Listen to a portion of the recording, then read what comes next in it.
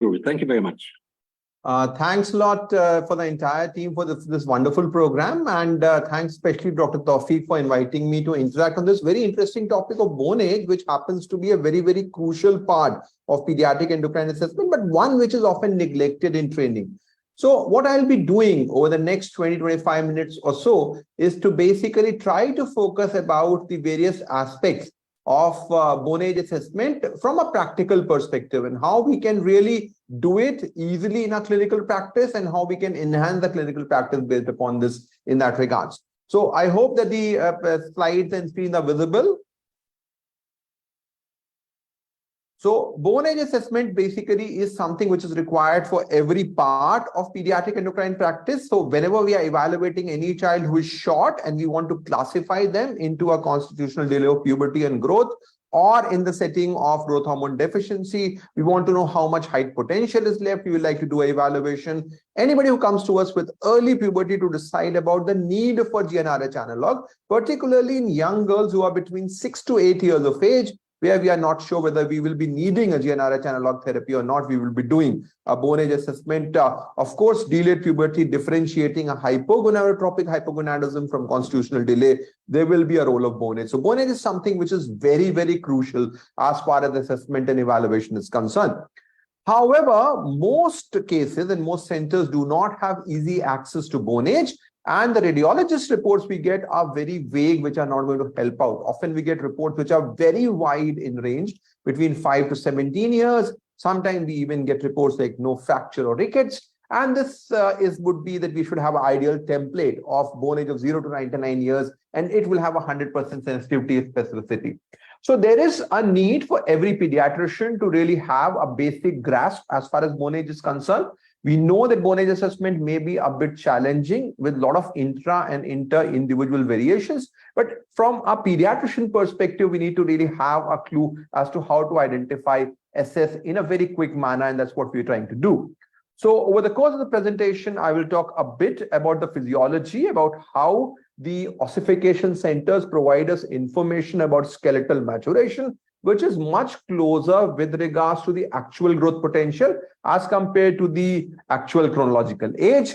We'll try to see what are the normal variations as far as the bone age progression is concerned, and finally try to see how do we assess the bone age in a more practical and a realistic manner in that regards.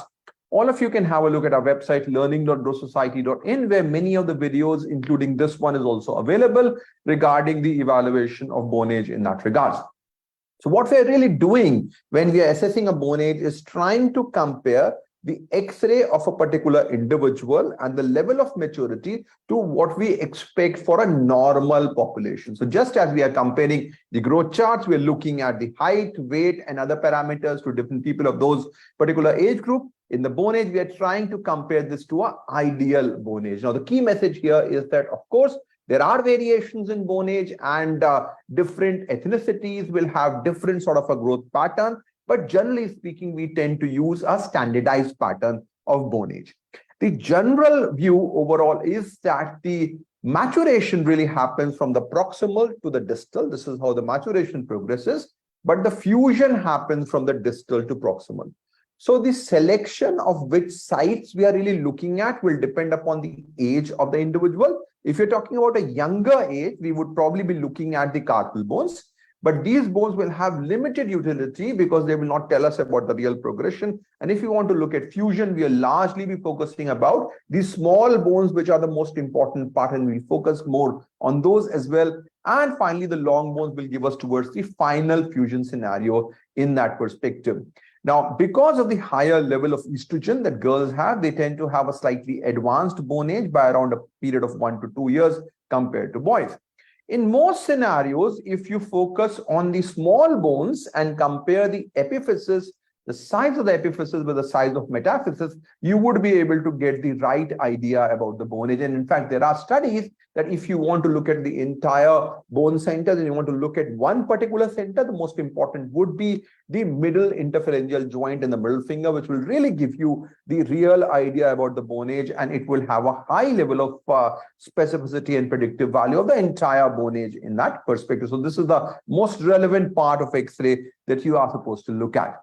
Now, many of us do tend to look at carpal bones a lot. I would like to dissuade that. Remember that there is a lot of variation in terms of the carpal bone appearance.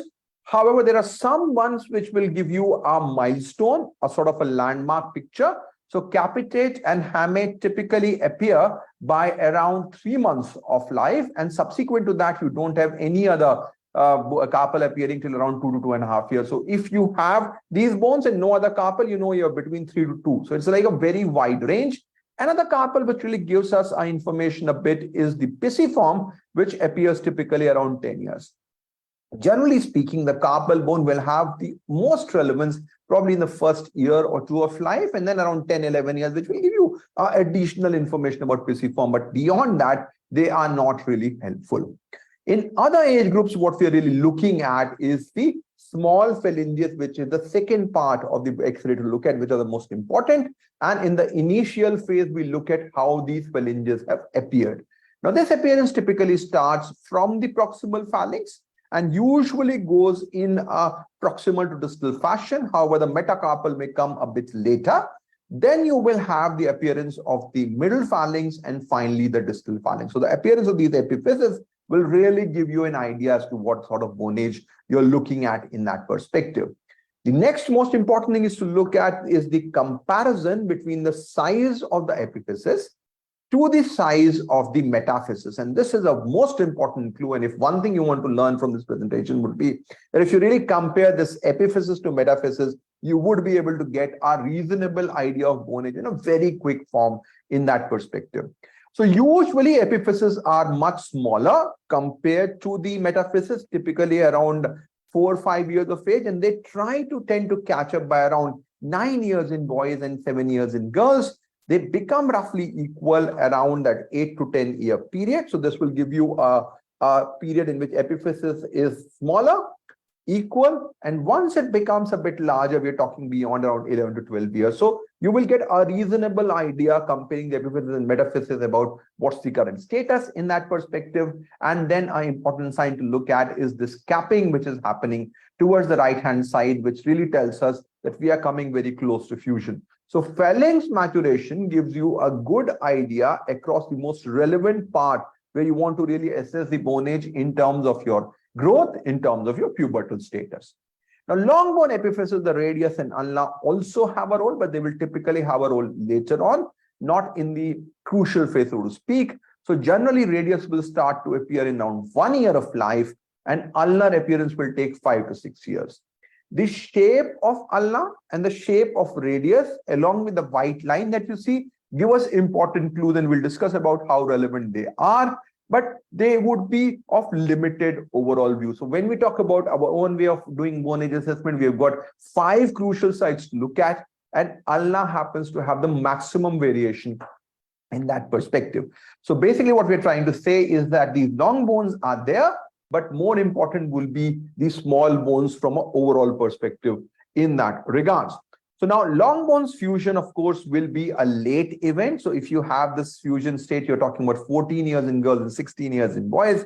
And of course, once these bones fused, we are talking figures beyond 16 to 18 years in that perspective.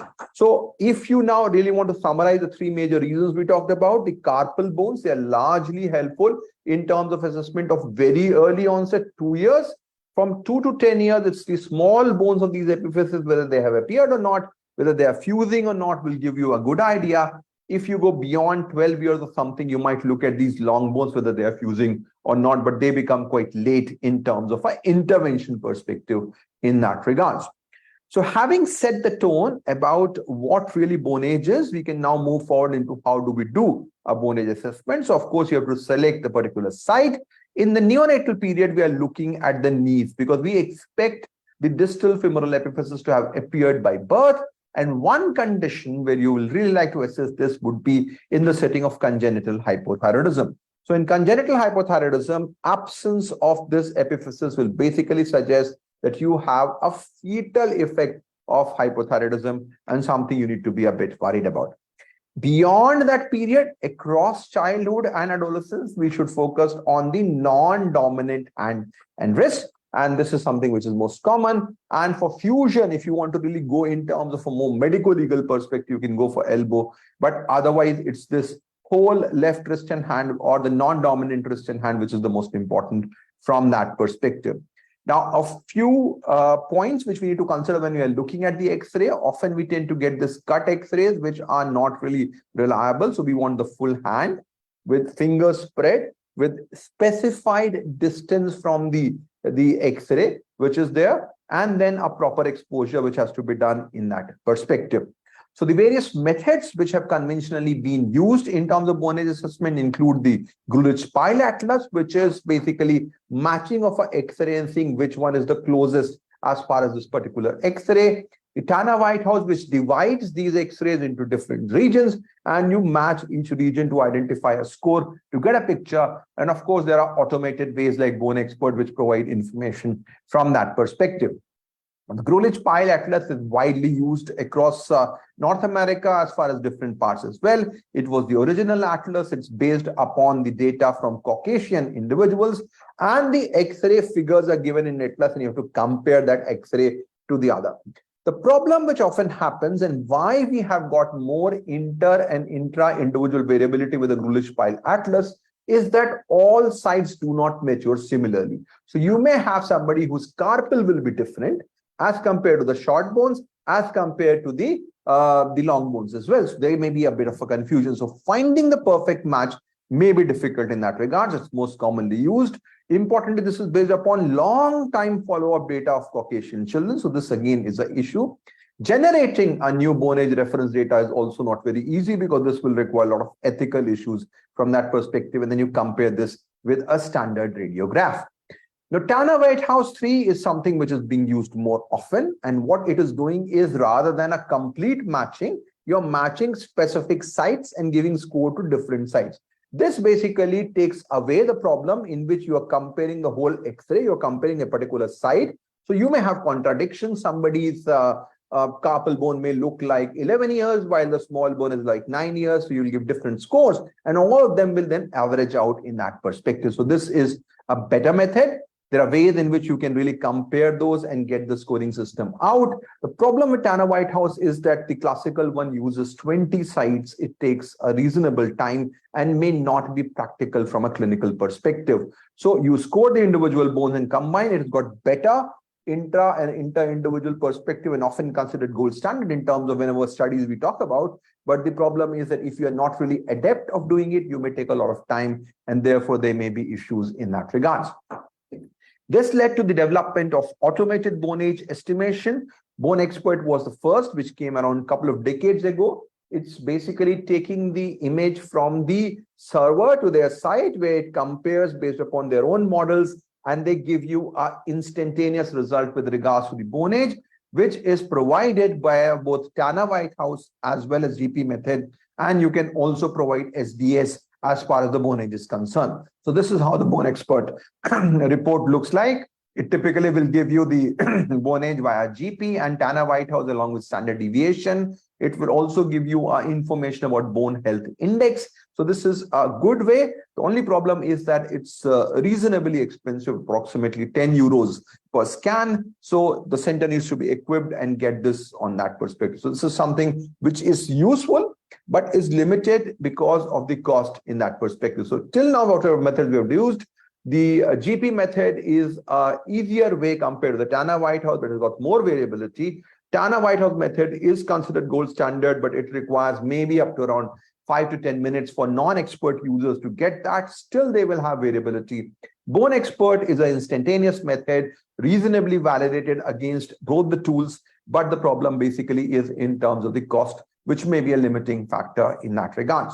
Now, as we are moving towards technology, there is more work which is being done with regards to the role of machine learning and artificial intelligence in terms of bone age assessment. So there was a big North American competition which was held in terms of radiologists, which really provided with ways in which they were given X-rays and they were validating and then coming back with those X-rays to get the best way to find that. And most cases we are finding a variation of approximately 6 months. So the manual variation that we usually consider in terms of comparing to the gold standard around 4 to 6 months. Most of the AIs are also reaching around 6 to 12 months. So this could be a way forward in the future. The problem, however, is that if there are issues in terms of exposure of the film, the angle of the film, the AI may become difficult, but essentially it's matching two things. So this is something which is there. These algorithms have clearly shown that there is a good correlation with regards to the actual Tanner Whitehouse measured the bone age or GP measure bone age and AI score, which is good correlation. But the point is correlation is not important. It's how much is the variation in terms of Bland-Altman plot, how much the variation is there and how much is the consistency in that perspective. So AI is something which can be done in that regards. Having said that, because of the limitations in terms of cost and access, we need to have a practical way of assessing bone age. And to cover that, I'll just go through briefly about how do we really go about a simplistic bone age assessment. So in infant, you can really look at the carpal bones. In the toddlers, you count the number of bones which are emerging across different regions, which will give you an idea about that. Then the most important time that we're talking about around 3 years to 11, 12 years, that's a crucial time in terms of growth, in terms of puberty. All you have to look at is comparing the size of the epiphysis, and comparing epiphysis to metaphysis is something which becomes important. So around mid-puberty, you see the epiphysis equals around metaphysis, and beyond that, it becomes bigger and the capping happens. So typically, if your epiphysis is very small, you're talking about around 4 years. If epiphysis is nearly equivalent to the metaphysis, you're talking about 8 years. If it's capping, it's around 12 years. And you can take 1 or 2 years with regards to the estrogen exposure in girls in which the bone age tends to be more advanced. So this is how you can really look at, and this is one parameter you can look at in that perspective. So just to summarize whatever I've talked till now, essentially, when you're talking about in the early first year, you're mainly looking at the number of carpal bones. But this is something, this age, you don't really need that much bone age assessment. Then till around 2 to 3 years of age, you're looking at the number of small bones and how they have appeared. This will give you an idea about what your bone age is. Subsequent to that, the epiphysis size becomes very important in comparison to the metaphysis. So 4 years, epiphysis very small, 8 years equal to metaphysis, and around 12 years, they are bigger and capping from that regards. From there, if you really want to look at the epiphyseal fusion status, you can look at the long bones, which will give you the idea in that perspective. So we'll take a few cases to highlight these scenarios. So we have the 7-year-old boy with short stature. What we are looking at, so you can classify, simply if you want to do it, you can look at 3 particular regions. So if you look at the epiphysis, it's very, very small compared to the metaphysis. If you look at the carpal bones, we have got the capitate hamate, and the third bone is appearing. So this again is going quite behind in terms of the bone age assessment, and long bone only radius is appeared. So if you really make it a summary, what we are seeing is that bone age is quite low, because this will be around 4 years, this will be around 2.5, 3 years, and this type of radius will come by 3 years. So if you categorize them mentally into 3 parts, you can get, okay, this is somewhere around 3 to 4 years, roughly 3.5 years. A variation which is very significant, looks like that we are dealing with growth hormone deficiency in this case. Now we have a 13-year-old boy with short stature and delayed puberty. The major concern is whether this could be endocrine or whether this could be a constitutional delay of puberty and growth. And if we really assess, there are 3 questions that you have to answer in a short child. Is he short for the population, which he is? Is he short for the family, which he is? The third big question is he short for the bone age? Because if he is short for the bone age, then we will consider this to be a constitutional, not to be a constitutional delay of puberty and growth, and look for more endocrine cause. So if we dig deeper in this case, you can see the epiphysis is nearly equal to the metaphysis. There are a number of carpal bones which have appeared. There is also the pisiform which has appeared, and the long bones also. So you have the styloid process in the ulna which is there. The white line of the radius is visible. So we are looking at a bone age approximately 11 years. So he is 2 years behind the bone age. And this clubbed with the delayed puberty will favor you a diagnosis of constitutional delay of puberty and growth in this scenario. A third common case in which we have to look at bone age is early puberty. The 7-year-old girl with early puberty. Now what we really look at, epiphysis, again, it's actually big. It's nearly equal to the metaphysis. So quite significant. Number of carpal bones have appeared. Already you have got the pisiform which is there, and the long bones are also showing. You have the styloid process, you have got the white line. So it's clearly an advanced bone age that we are looking at, again around 11.5 years. So this girl at 7 years has an advanced bone age, clearly requires a careful evaluation and management in terms of suppression of puberty. Otherwise, there will be issues in terms of long-term height. So bone age really gives you the real perspective. And if you just have a basic idea also, you can get the diagnosis right. Of course, from a more monitoring perspective, from a more detailed perspective, you need a more specific way of assessing bone age. Just to showcase further, 12-year-old boy with short stature, quite short, prepubertal, pubic hair stage 1. Again, we can see the bone age is delayed. And if we look at this bone age, he will fit into the normal for this height. So he's short for the population, short for the family, but not short for the bone age. Now, he was labeled as growth hormone deficiency, but in this scenario, the diagnosis of CDGP is more likely in that perspective. Now, one question which we often have to answer is how tall this particular child will grow, and therein the question of adult height prediction. So the various ways people can do, one is, of course, that you can just try to follow up your growth trajectory. Of course, this is crude because it's not taking your puberty into consideration. It's not taking your bone age into consideration.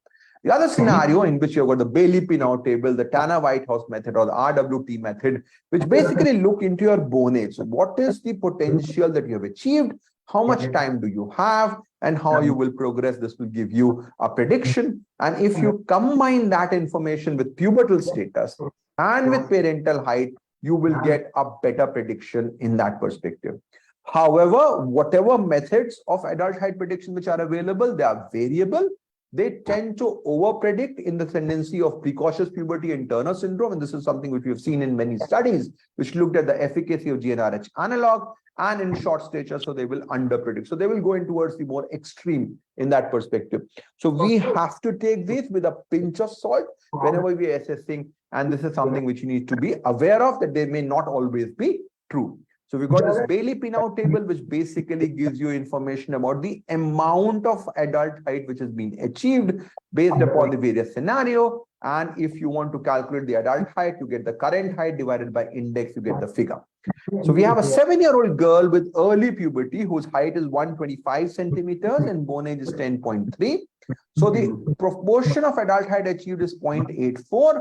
What it tells us that your expected adult height is 148.6. So this is an idea to look at. We also look at height standard deviation score for bone age, which is also a good marker in that perspective. And you can then decide whether you want to treat or not in that perspective. There is a significant 30% variation with this method, especially for younger girls. So you need to be careful whenever you are looking at, especially for a precocious puberty perspective, as we have discussed. There's also adult height predictor, which has been developed by the group, which is developed bone expert, which looks at the various ethnicity profile as well, and looks into basically the current height, the bone age, the parental height, and whether the mean RP has been achieved in girls or not, to give you a reasonable idea in terms of the height prediction.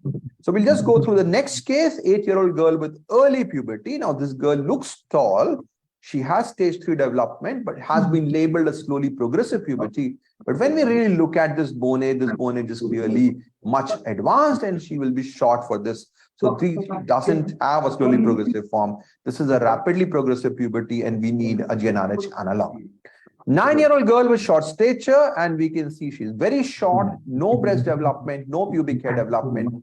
And why this X has been put up is not just for bone age, you can also get clues to diagnosis. So when you're looking at an X-ray, look for the features of rickets, look for features of skeletal dysplasia, and as in this case, you may find this brachymetacarpia, which is there, which gave you a clue to diagnosis. So bone age assessment is pivotal, but don't just focus, don't have a telescopic vision on the bone age, look at the whole X-ray and see if some other disorders are also there in that perspective.